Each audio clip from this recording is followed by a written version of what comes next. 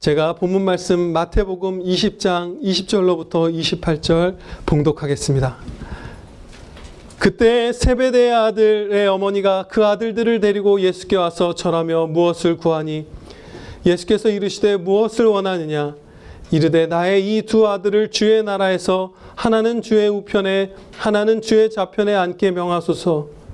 예수께서 대답하여 이르시되 너희는 너희가 구하는 것을 알지 못하는도다. 내가 마시려는 잔을 너희가 마실 수 있느냐? 그들이 말하되 할 수 있나이다. 이르시되 너희가 과연 내 잔을 마시려니와 내 좌우편에 앉는 것은 내가 주는 것이 아니라 내 아버지께서 누구를 위하여 예비하셨든지 그들이 얻을 것이니라. 열 제자가 듣고 그 두 형제에 대하여 분이 여기거늘 예수께서 제자들을 불러다가 이르시되 이방인의 집권자들이 그들을 임의로 주관하고 그 고관들이 그들에게 권세를 부리는 줄을 너희가 알거니와 너희 중에는 그렇지 아니하야 하나니 너희 중에 누구든지 크고자 하는 자는 너희를 섬기는 자가 되고 너희 중에 누구든지 으뜸이 되고자 하는 자는 너희의 종이 되어야 하리라. 인자가 온 것은 섬김을 받으려 함이 아니라 도리어 섬기려 하고 자기 목숨을 많은 사람의 대속물로 주려 함이니라. 아멘. 본문 말씀 마태복음 20장 20절로부터 28절 말씀 섬기는 자라는 제목으로 선포하도록 하겠습니다. 이 말씀에서 세베대의 아들이라고 기록된 두 제자는 야고보와 요한이에요. 이 두 형제는 예수님께서 가장 먼저 제자 삼으신 그 세 사람 가운데 두 명입니다. 그리고 예수님께서 베드로와 더불어서 베드로, 야고보, 요한 이 세 사람을 가장 중요한 자리에 가장 가까이 데리고 다니셨던 애제자들이었어요. 그런데 성경 말씀을 보면 오늘 본문 말씀도 그렇죠. 이 세 명에 대한 책망이 가장 많이 나옵니다. 이 세 분이 가장 꾸짖음을 많이 받으셨어요. 요한계시록 3장 19절 말씀이 생각납니다. 물은 내가 사랑하는 자를 책망하여 징계하노니 그러므로 네가 열심을 내라 회개하라. 우리가 언제든지 주님의 책망하시는 말씀을 들을 때에 나를 사랑하셔서 지금 나를 붙들어 주셨구나 라고 생각하면서 우리가 회개하고 주님께로 돌아가는 그런 복된 성도들이 되시기를 축원합니다. 야고보와 요한은 장차 주님의 나라에서 오른편과 왼편에 앉혀달라 이렇게 간구드렸어요. 그런데 이 부탁은 우리가 이미 많은 분들이 익숙하다시피 잘못된 부분이 있죠. 오늘 성경 봉독을 처음 보신 분들도 주님께서 이들을 책망하셨다는 것을 볼 수 있죠. 무언가 잘못된 것이 있었지만 선한 부분도 있었습니다. 왜냐하면 아직은 예수님을 따르는 무리가 그렇게 크지 않았을 때고 예수님의 나라가 어떻게 보면 세상의 로마 같은 나라들에 비해서 초라하게 보였던 시기거든요. 그럼에도 불구하고 이 세베대의 두 아들들은 이 야고보, 요한은 주님께서 영광의 나라로 통치하실 것을 확신했어요. 그 나라를 반드시 이루실 것이다 라는 그 믿음이 있었어요. 그 부분은 굉장히 이들의 믿음이 견고하고 선하다고 할 수 있습니다.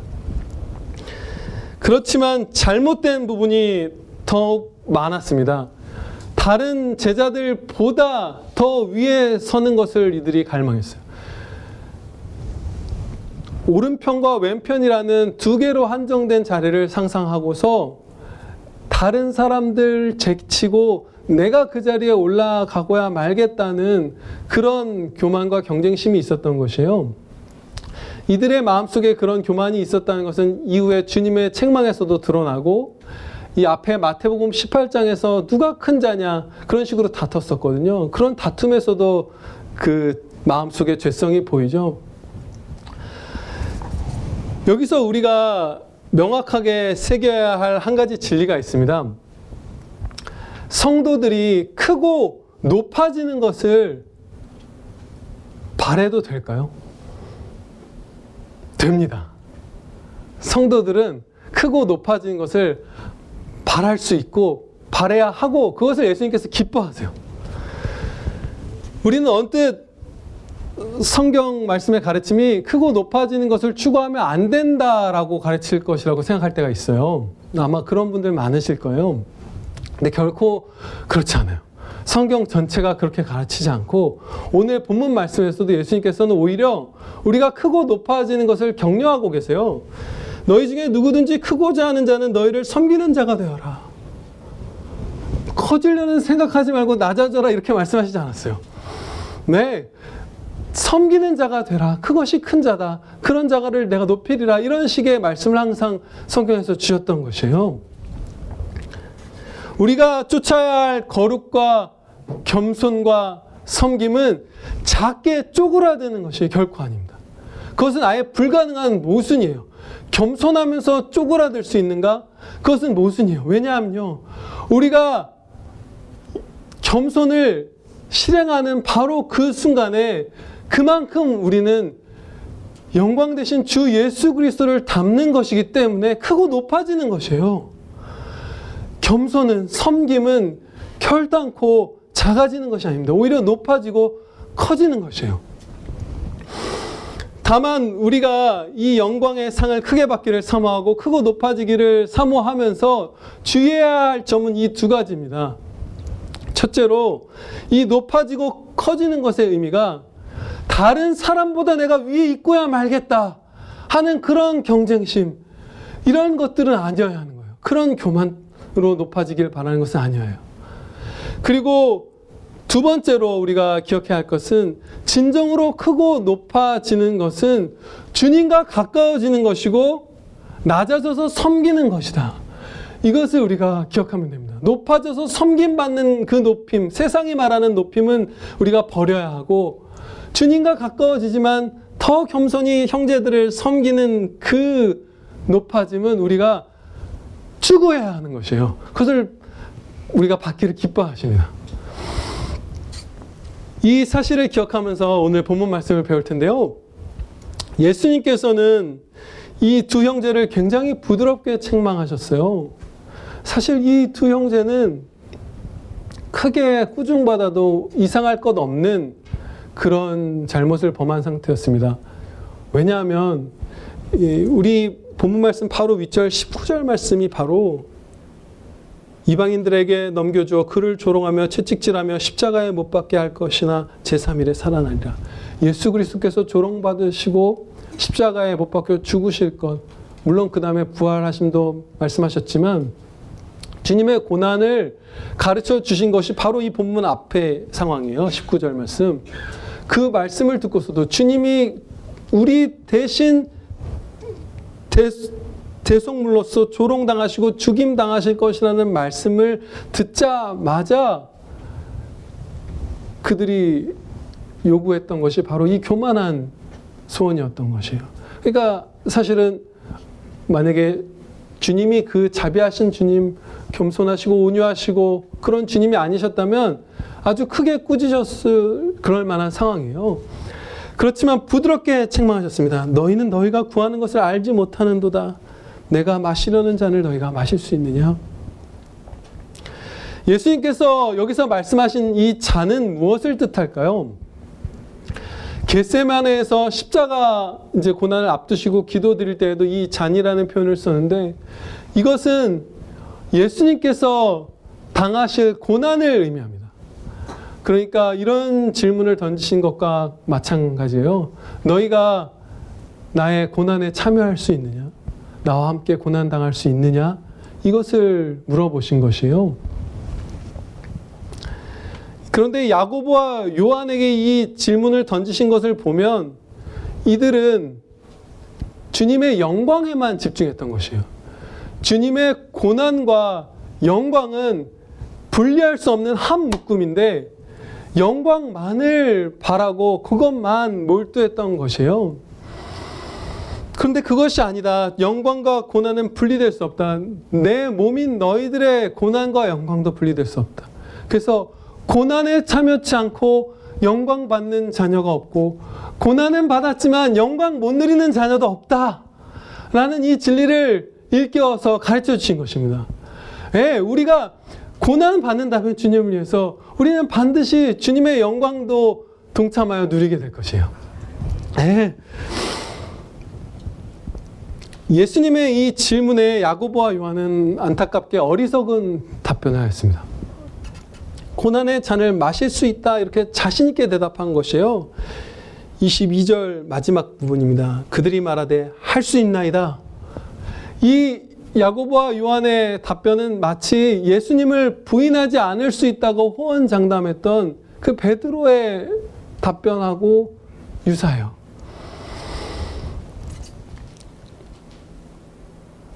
그런데 결국 베드로가 실패하고 이들도 지금 실패의 길로 나아가고 있는 상태죠. 주님의 고난과 영광에 참여하는 것은 남들보다 높아지려는 야망을 가진 사람이 할 수 있는, 마실 수 있는 그런 것이 아니었어요. 그 고난에 참여하는 것은 영광만 바라는 이들의 상태로서는 도무지 마실 수 없는 잔이었어요. 그렇지만 이들은 자기 자신을 의지하면서 신뢰하면서 자신 있게 할 수 있습니다. 마실 수 있습니다. 라고 답변했던 것이에요. 교만하게. 그러면 어떻게 해야 우리가 이 잔을 마실 수 있는가? 어떻게 하면 주님의 고난에도 참여할 수 있는가? 그것을 23절 하반부에서 우리가 배울 수 있습니다. 내 아버지께서 누구를 위하여 예비하셨든지 그들이 얻을 것이니라. 주님의 고난에 참여하고 그리고 영광에 참여하여 높아지는 이것은 하나님께 달려있는 일이다. 하나님으로만 말미암고 하나님의 역사하심으로만 성취될 수 있는 그런 일이다 라는 것을 가르쳐 주셨어요. 그러니까 우리가 고난에 참여하는 것, 다르게 표현하면 성경의 표현으로 나를 죽이고 자기를 부인하고 십자가를 지고 주님을 따르는 것은 내 스스로의 힘만으로는 불가능하고 하나님의 능력을 의지할 때 그 능력으로만 가능한 그런 것입니다. 그래서 이 야고보와 요한 사도께서 이때 바르게 답변을 했다면 아마 이렇게 할 수 있었을 거예요. 너희가 내 잔을 마실 수 있느냐? 그랬을 때 저희로서는 할 수 없지만 하나님께서는 하실 수 있사오니 도와주시옵소서. 베드로나 야고보나 요한 사도가 그렇게 대답하는 것이 아마 주님의 말씀에 이렇게 순종하는 자세였을 거예요. 훗날 이 야고보와 요한은 예수님의 예언의 말씀 주신 대로 이 잔을 잘 마셨습니다. 이 23절 첫 부분에 너희가 과연 내 잔을 마시려니와, 이것은 오늘날 우리가 잘 쓰는 그런 표현으로 번역되진 않았죠. 근데 이 말씀의 뜻은 너희가 내 잔을 마시게 될 것이야 라는 그런 뜻의 말씀이에요. 주님께서 너희가 마실 것이다, 이 잔을. 이들은 자신을 의지해서 교만하게 마실 수 있습니다 라고 대답했지만 하나님의 도우심으로 그 은혜로 너희가 마실 수 있게 될 것을 미리 예언해 주신 거예요.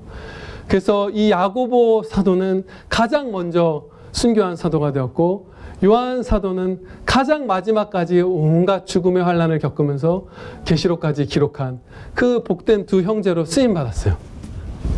아멘입니다. 나머지 10 제자들이 이들의 얘기를 들었어요. 그들을 본 거예요. 그리고 동일한 반응을 보였습니다. 다 같이 분노했어요.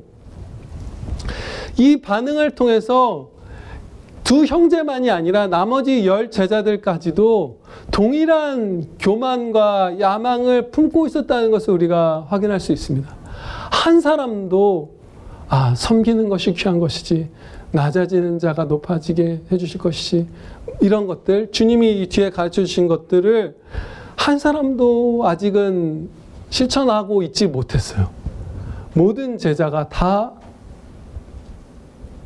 그 높아지려는, 섬김을 받으려는, 섬기는 것이 아니라 그 욕망으로 살았던 것이에요. 모든 제자가 한동안 이 죄악에 빠져 있었다면 이 높아지려는 교만이 우리에게 얼마나 가까운 죄악일까요? 정말 아주 가깝다는 것을 우리가 체험하죠, 살면서. 성경에서도 확인하고. 우리 안에 이 남들에게 섬김을 받는 것이 좋다, 높아져야만 한다. 다른 사람보다. 이 소원과 욕망이 너무나 강하게 남아 있습니다. 거의 예외 없이. 거의라는 표현을 붙일 필요도 없죠. 우리의 타락한 인류의 본성이고 새 생명으로 다시 태어난 성도에게도 가장 많이 남아있는 옛사람의 흔적이 바로 이 높아지려는 본성입니다. 내 안의 죄성이 그렇게 높아져라 외치고 모든 불신자들은 다 그것을 추구하면서 산다는 것을 여기서 가르쳐 줬어요. 집권자들이 되면 어느 권위만 조금 갖게 되면 높아지게만 되면 임의로 주관한다. 그러니까 자기가 원하는 바대로 다른 사람들을 통제하고 다스려서 내가 섬김받고 내가 추앙받고 내가 남들 위에 사는 것을 즐기는 쪽으로 사람은 역사하게 된다. 예외가 없다라고 가르쳐 주신 것이에요. 그러면 우리의 외부에도 이렇게 온갖 세상이 높아져라 높아져라 외치고 있고 우리의 내부에서도 강력하게 이 12제자가 다 실족할 만큼 남들보다 위에 서고 섬김 받고 칭송 받는 것이 선하다고 거짓을 속삭이고 있습니다. 그래서 이 높아지려는 죄악과 싸우느라 하루에도 여러분들이 수십 번씩 기도하고 남들에게 섬기는 게 아니라 섬김 받는 것을 우선시하는 그 죄악을 죽이려고 여러분들이 하루에도 10번씩 기도하신다면 그것은 전혀 특이한 것이 아니에요. 전혀 특이한 것이 아니고 아마도 모든 경건한 성도들 나중에는 그런 기도를 그렇게까지 드릴 필요가 없게 된 바울과 같은 그런 성도들도 당연히 그 과정을 다 겪었을 것입니다. 잘하고 계시는 것이고 그렇게 해야만 우리가 이 죄악과 싸워서 이길 수 있습니다. 25절부터 이어지는 말씀을 보시겠습니다. 예수님께서는 이 같은 죄에 처한 모든 제자들을 이제 다 불러 모으셨어요. 이 제자들을 다 너그럽게 대해 주신 거예요. 그리고 부드럽게 책망하고 교훈하셨습니다. 크고 높아지는 것에 있어서 이들이 잘못 알고 있는 거짓을 진리로 바로잡아 주셨어요. 정말로 크고 높아지는 것은 무엇인지, 섬김이란 무엇인지, 이런 진리들을 주님께서 제자들을 불러 모으시고 아주 다정하고 친절하게 가르쳐 주셨어요. 세상 사람들은 높은 자리를 차지하고 다른 사람들을 주관하고 나를 섬기게 만들려 하지만 너희 중에서는 그렇게 하면 안 된다라고 이렇게 말씀하셨어요. 너희는 그러면 안 돼. 너희끼리도 그러면 안 돼. 그러면 어떻게 해야 할까요? 우리가 아주 쉽고 명확하게 가르쳐 주셨습니다. 너희 중에 누구든지 크고자 하는 자는 너희를 섬기는 자가 되고 너희 중에 누구든지 으뜸이 되고자 하는 자는 너희의 종이 되어야 하리라. 이 말씀 우리가 평생 아마 거의 잊지 않고 기억할 수 있는 말씀일 거예요. 크고자 하는 자는 섬기고 종이 되거라. 어쩌면 근데 우리는 이 말씀을 마음 한켠에서 오해할 수도 있습니다. 아마 이렇게 조금씩 그 오해가 우리를 갉아먹을 때가 있을 거예요. 우리의 확신을. 그 오해는 무엇이냐면요. 일단 섬겨서 나중에 섬김 받아라 라는 식으로 이 말씀을 착각하는 거예요. 낮아지고 섬기는 것을 높아지는 것을 위한 수단처럼 여기라. 야, 지금 이 땅에서 좀 낮아지고 고생해, 개고생해. 그러면 나중에 높아져서 섬김 받을 거야 라는 식으로, 그런 식으로 우리가 착각하는 것, 그런가 위화감이 드는 것. 그래서 우리가 확신이 조금이라도 갉아먹어지는 오해를 할 수 있어요. 그러나 예수님께서 하시는 말씀의 뜻은 결코 그런 것이 아닙니다. 섬김은 높아지기 위한 수단이 아니라 섬김 자체가 위대한 일입니다. 그것이 진리예요. 이 섬김은 예수님께서도 친히 행하셨던 일, 제자들의 발을 씻기셨던 예수님의 성품, 예수님의 본이에요. 섬김이 귀한 거예요. 그래서 우리가 주 안에서 서로 섬기려 할 때 그곳에서 사랑이 불타고 회복이 있고 평화가 있고 위로가 넘쳐나게 됩니다. 서로 섬기려 할 때. 그리고 우리는 천국에서도 영원토록 서로 섬길 거예요. 이 섬김은 높은 자들이 잠깐 여기서만 해야 되는 고된 수단이 아니라 천국에서 우리가 너무 기뻐하면서 아무 제약도 이제 없구나. 내 안과 밖에 제약이 하나도 없고 사랑은 완전해졌구나. 그것을 감사 찬양 드리면서 기쁨으로 할 것이 바로 섬김이에요. 물론 이 땅에서는 주님의 잔을 마시는 자, 섬기는 자는 반드시 고난을 당할 것입니다. 천국에서는 고난이 없겠죠. 그런데 이 땅에서는 낮아져서 섬기는 성도들, 그런 경건한 성도들은 고난을 반드시 당할 거예요. 주님께서 당하신 것처럼. 어떻게 보면 자처해서 그 고난의 자리로 낮아지는 것이 바로 이 섬김이죠. 비천함에 처하게 될 수도 있습니다. 비천한 자리에. 사회적 지위로도 물론 그렇게 내려갈 수 있지만 그렇지 않은 경우도 우리가 성도들의 삶을 보면 상당히 볼 수 있어요. 사회적 지위로는 이렇게 평생 아주 크게 그 요셉처럼 낮아지지 않는, 다윗이나 요셉처럼 그렇게 살아가는 경우도 있습니다. 그렇지만 다른 형제를 주님처럼 섬기려고 하는 사람들은 그 어떤 관계에 있어서는 아주 낮아지는 것을 겪게 됩니다. 아주 일방적으로 혼자 사랑해야 할 때도 있고 서운하고 아프고 때로는 멸시도 당하고 그런 것들을 관계에 있어서는 우리가 반드시 겪어요. 보면. 그렇죠? 그리고 신체적으로나 시간적으로나 정신적으로 아주 고단할 때가 많아요. 나만 생각하는 사람보다 다른 사람을 섬기려는, 다른 사람의 종이 된 사람은 내 앞가림 더하여 다른 사람을 돕는 것, 섬기는 것이 추가되는 것이잖아요. 그래서 반드시 고단합니다. 많이 수고하게 될 수밖에 없어요. 섬기는 자가 되면. 그런데 주님을 의지해서 이런 어려움들을 이기고 계속해서 형제들을 주님의 마음으로 섬기는 자녀들은 천국에서 더 크고 영광스러운 상을 받게 될 것이에요. 예, 성경 말씀에서 가르쳐 주신 바 천국에서 분명히 그 지위의 차서가 있고 영광의 차서가 있어요. 24 장로들이 있고 주님의 좌우편에 앉은 자가 없다, 그런 차이가 없다라고 부인하시지 않았어요. 있다라고 이 말씀은 가르쳐 주고 계세요. 이 땅에서 그렇게 어려움이 많지만 섬기는 자녀들은 분명히 주님께서 높여주실 것이에요. 그러면 그 높여주신 은혜를 가지고 섬길 것입니다.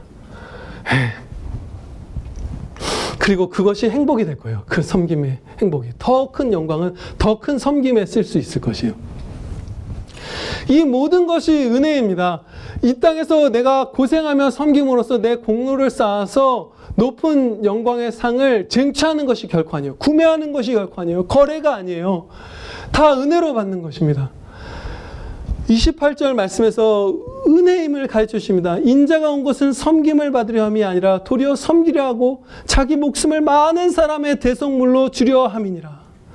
이 말씀처럼 우리를 섬겨주시고 우리 대신 죽어주시기까지 하셨기 때문에 다른 사람을 섬길 수 있는 그 기회를 우리가 받은 것이에요.